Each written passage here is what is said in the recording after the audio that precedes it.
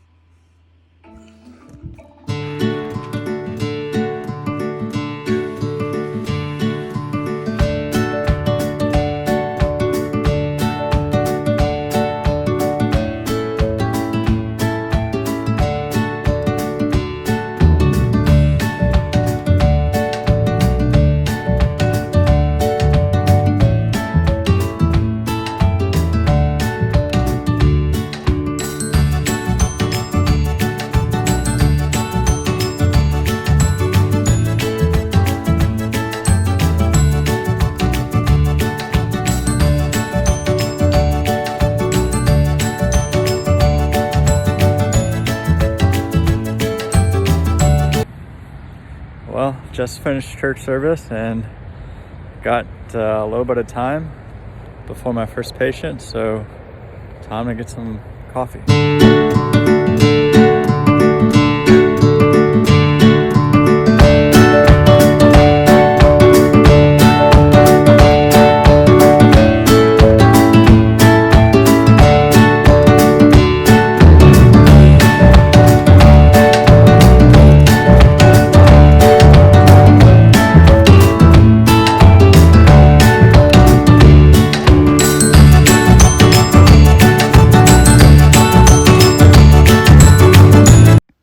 One of the perks about private practice is I can do what I want when there's downtime, whether it's email, look at my phone, calling people.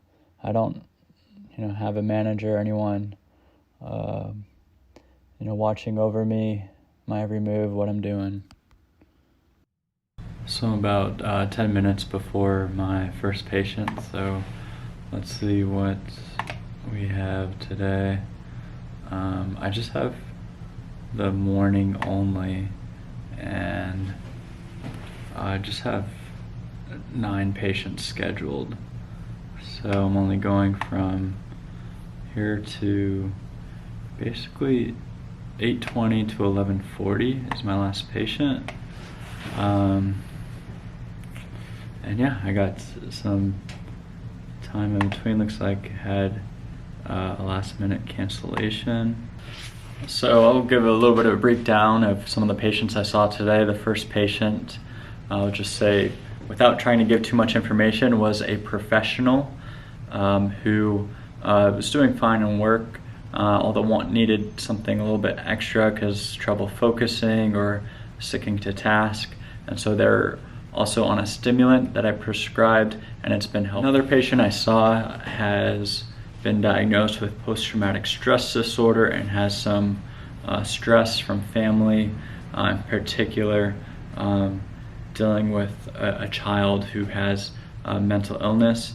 And typically when there's anyone in the family who's sick or who has some sort of disease or illness, that can cause stress in the family dynamics, more often in women than men. Another patient I saw has anxiety, and they've had it for several years. It seems like the only medications that work are the benzodiazepine class, which can be very effective for anxiety, but the caution is it can be addictive, people can get dependent on it, and it's not necessarily the best choice for long-term reasons because of the body can get dependent on it, and it can also lead to potentially early dementia or early memory loss, although that's not fully proven at this point, yet there may be. The next patient has been on a medication called lithium for several years. lithium used to be it is very effective to manage bipolar disorder, and so this person has started to develop side effects from it, like tremors. Lithium, because of its side effects, I don't try to prescribe it. It can also lead to thyroid issues, kidney problems, and so I'm working with them to see if there's any other medication that they should be on now that they cannot take the lithium. Another patient I saw has sort of this combination or this mix between either bipolar or post-traumatic stress, and in this process of identifying who they are and with some life transitions, so trying to help them work through that. Another patient I saw also with anxiety, seems like the only type of medication again that works for them is these benzodiazepines, and so again just reiterate some of those possible side effects or cautions. The next patient with history of manic episodes actually can get psychotic from the manic episodes, and so working with them to try to be on the right medications without much side effects, because they have been on the medications like lithium, which causes the tremors, or the antipsychotic medications, which can cause movement disorders. So you want to just try to find a balance between keeping them healthy and safe without having too much major side effects to those medications. The next patient I saw seems to be on too many medications at this point in their life, and so I'm working with them to try and wean off some of the medications in a safe way so that they don't get too sick and they don't get unnecessarily exposed to the side effects. The last patient I had of the day did not show up, but also I did get a chance to follow up. There was my first case of transcranial magnetic stimulation has started. Yesterday was their first visit. Today was their second visit. I was actually doing the treatment yesterday, but today I didn't have to do the treatment. My office staff was able to do it. I just had to be in the building in case an emergency happened, like a seizure. But if a seizure did happen, all we do is call 911, send them to the emergency room, and they would help to address that. A patient who I spoke with the day prior messaged me today requesting to send this medication to their pharmacy for a sleep problem. So at the end of the day, I had some mail to go through. Most of it has been checks from the patients I've seen maybe a few weeks or prior that the insurances have paid me. We also get offers for like credit cards for business transactions here at Capital One Business. So basically of all the claims that have been paid, I will put them in a folder and the staff will help to file them just so I know and record who is paid and who hasn't. It does get some times where the insurances will not pay.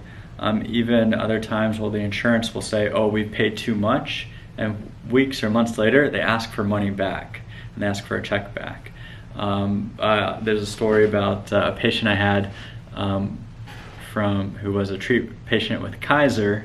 Kaiser is this big organization in California, and they were doing mental health through some other group, and they said this other group was going to pay for the mental health, and Kaiser said no, they'll pay, and then the Kaiser paid initially, and then they're asking for the money back. And I saw this lady maybe 4 or 5 times, and I spent maybe like pretty detailed sessions with her, maybe 40 minutes, try to help her with her struggles. And there was even an authorization for me to treat her, saying that we'd get paid. And then ultimately I only got one payment of those visits, and the insurance company is asking for that payment back, saying they shouldn't have paid, it should have been the other insurance company that paid. So it doesn't happen too often, but it does happen at times. And at this point, I don't have it in my heart to charge the patient out of pocket, even though I haven't gotten paid for the sessions. I think a lot of other groups, especially non-private groups or big corporations, will do that.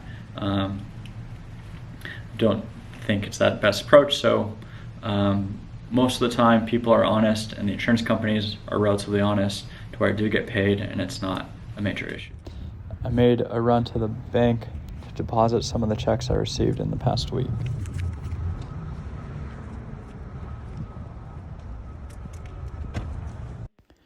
I came home, got a bite to eat, and then spent some time working on this video.